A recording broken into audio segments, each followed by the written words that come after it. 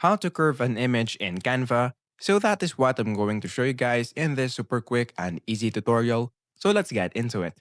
So the first thing that we need to do is to of course open our Canva website right here and open our project. Once we're now in our project, the next thing that we need to do is to just of course upload the image that we want to use.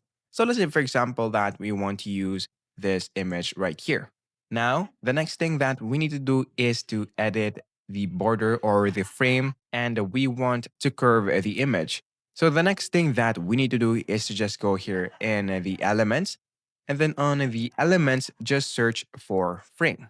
So just click enter right there. And then once you click the frame right there, you will see a bunch of frame that you can use. So you can even use this frame maker. So if you want to customize your frame, you can do that by just clicking the use app right here. So let's try that. So just click that and click open. And then once you do that, as you can see, we now have here the option to create a frame, which is customized. So you have here a triangle. You can also add another one. You can also remove a point if you want to. So under this, you can also see the grid snapping, grid columns, and shapes. So just click these shapes right there.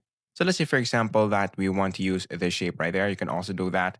And then you can also edit it into your liking. So let's say, for example, that we want to use this one right here. And then once we're now done with this, just click add to design.